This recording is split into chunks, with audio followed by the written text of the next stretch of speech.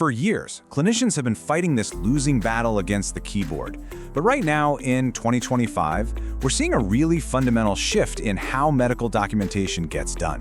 And it all starts by putting down that keyboard and picking up one of the oldest tools in medicine, the human voice.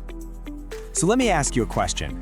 What's the single biggest threat to patient care that happens outside of the exam room? You know, it's not some new disease or a crazy complex procedure. The answer is the sheer crushing weight of administrative work. It's become this silent drain on the entire healthcare system. Think about this number for a second. Almost 6 hours of an 8-hour day spent staring at a screen, clicking, navigating, and typing in the electronic health record. That is time that's not face-to-face with patients, not collaborating with colleagues, and definitely not spent on deep clinical thinking. And you know, the work doesn't just stop when the clinic closes its doors. Nearly 2/3 of physicians are taking their charts home with them, logging in after dinner just to finish the day's work. This is the epidemic of pajama time, and it's a huge contributor to burnout and exhaustion. So this isn't just some inconvenience we're talking about. All this typing and clicking has become a real clinical issue in its own right. It's like a silent comorbidity that's harming the well-being of doctors and, when it comes down to it, the quality of care that patients get. Okay, so let's dig into that. Let's break down exactly why manually typing every single note has become not just inefficient, but actually clinically unsustainable. Well, every single time a doctor has to switch their attention from really listening to a patient to typing on a keyboard, it creates something called cognitive fragmentation. It's like trying to have two important conversations at once. And this constant task switching isn't harmless. Studies show it actively reduces diagnostic accuracy and makes it more likely that critical details get missed. And if you want to see what that looks like in physical terms, get this. A single hospitalist can make over 4,000 clicks in one shift.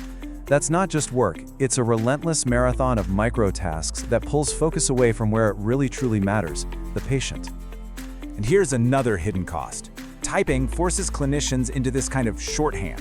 I mean, the note on the left might be fast to type, but it creates this whole cascade of problems down the line for billing, for other specialists, and for future audits. But the natural language on the right, captured by voice, it's complete, it's clear, and it's defensible. But here's the good news. That whole crisis in documentation is now being met with a really powerful solution. AI-powered speech recognition isn't just some nice-to-have convenience anymore, it's rapidly becoming the new clinical standard. And the logic here, it just starts with simple math. Most physicians type at around, say, 50 words per minute, but they can speak naturally at nearly 3 times that speed. This isn't just a small improvement. We're talking about a fundamental leap in efficiency. But what's really interesting is that the biggest benefit isn't even the speed, it's the depth. Typing just produces fragmented bits of data. Speaking allows a clinician to narrate their entire thought process, capturing the full, rich story of their medical decision-making. And hey, we are not talking about the dictation software on your phone.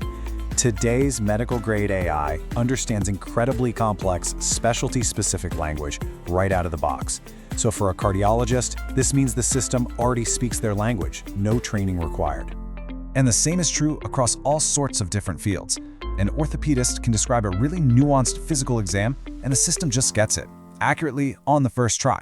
This high level of precision is what makes the technology a total game changer in the real world. So, how does this smart speech tech actually work? Because it's not old-school dictation.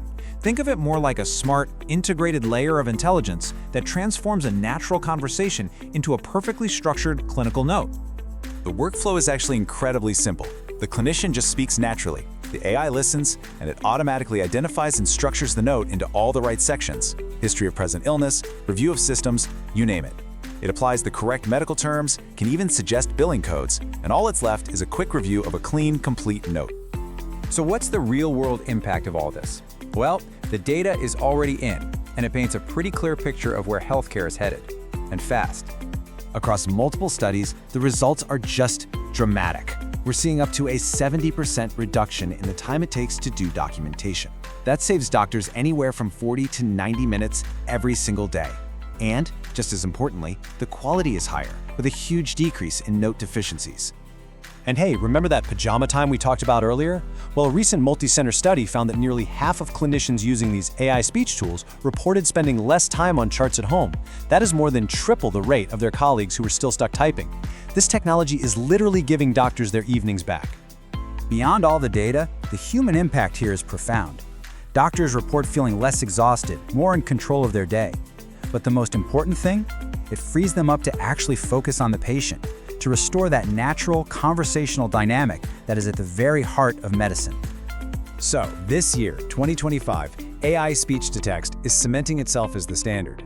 But this is just the beginning. Very soon, voice will be used for placing orders and just navigating the EHR. And by 2027, ambient tech will be able to listen intelligently in the exam room, automating huge parts of the process completely. Look, with clinical domains only getting more and more complex, moving away from manual typing isn't really a choice anymore. The shift toward these voice-first, AI-supported workflows, it's just inevitable. Which leaves us with one final, pretty powerful question to think about. When all that friction from the keyboard is gone, and doctors are free to simply think and speak, how does the fundamental practice of medicine itself begin to change?